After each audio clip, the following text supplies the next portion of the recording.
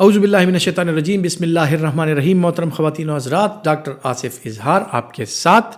آج بات کرتے ہیں جناب فلاکزیٹین کے حوالے سے، جو کہ سلیکٹیو سیروٹونین ری اپٹیک انہیبیٹر ہے۔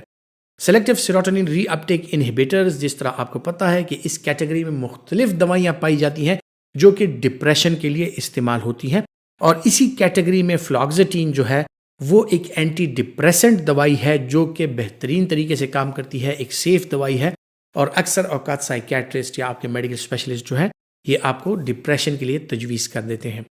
اس کا استعمال جو ہے وہ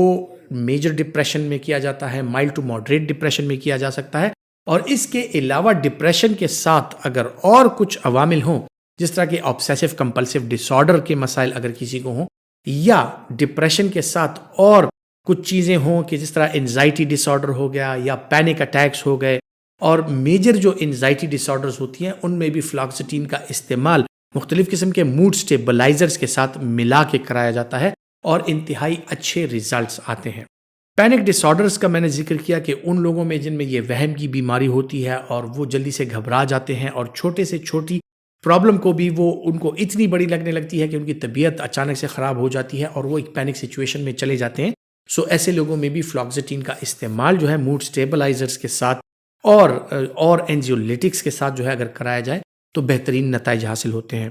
اسی طرح خواتین و حضرات، ایک بیماری ہے جسے بولیمیا نروزا کہا جاتا ہے، اور بولیمیا نروزا میں یہ ہوتا ہے کہ جو آپ کا پیشنٹ ہے اس کو جب انزائٹی کا اٹیک ہوتا ہے، اس کی بھوک اس قدر بڑھ جاتی ہے کہ اس کو اپنے بھوک مٹنے کی جو حساسیت ہے وہ ختم ہو جاتی ہے، وہ حد سے زیادہ کھانے لگ جاتے ہیں، اور اس حد تک کھاتے ہیں کہ ان کے پیٹ میں درد سٹارٹ ہو جاتا ہے، ان کو وامٹنگ سٹارٹ ہو جاتی ہے، اور یہ کنڈیشن جو ہے اگر زیادہ عرصے رہے تو اس کے ساتھ ایک تو سٹمک کی ڈسٹینشن بہت زیادہ ہو جاتی ہے، معدہ بہت زیادہ کھل جاتا ہے، اور ایسے لوگ جو ہیں وہ موٹاپے کا شکار ہو جاتے ہیں، اور ایب نارمل سی ان کی سٹرکچر ہو جاتی ہے۔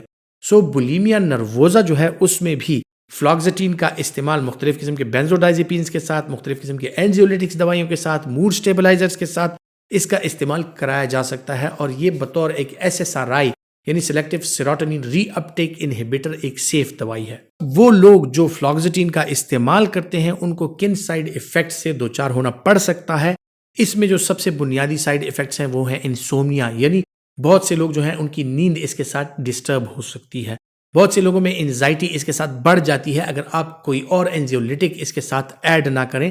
انیشلی جب بھی اس کا استعمال کرایا جاتا ہے، کوئی اور اینزیولیٹک اس کے ساتھ 2 سے 4 ہفتے کے لیے ایڈ کیا جاتا ہے، اور پھر اس کو ہٹا دیا جاتا ہے، تب تک یہ اپنے میکسیمم ایفیکٹ پہ پہنچ چکی ہوتی ہے، اور اس کے ساتھ انزائٹی بڑھتی نہیں ہے بلکہ وہ ٹھیک ہو جاتی ہے، اس کی کریکشن ہو جاتی ہے۔ اس کے ساتھ بلڈ ویژن،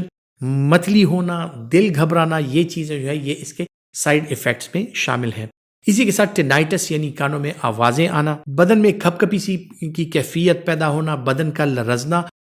سیکشول جو فیلنگز ہیں ان کا ڈسٹرب ہو جانا یا لاس آف لیبیڈو ہو جاتا ہے اس کے ساتھ، اور اسی کے ساتھ جو ہے تو نیند بھی ڈسٹرب ہو سکتی ہے۔ اپنے جو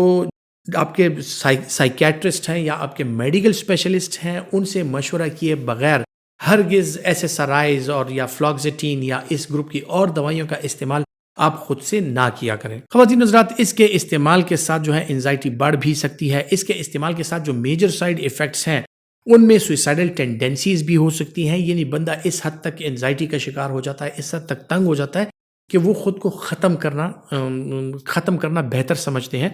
اس وجہ سے اس کا استعمال جو ہے اپنے مستند سائیکیٹرسٹ کے مشورے کے علاوہ ہرگز نہ کیجیے۔ اس کے جو اور سائیڈ ایفیکٹس ہیں، اس طرح میں نے آپ کو بتایا کہ اس میں ٹریمرز اور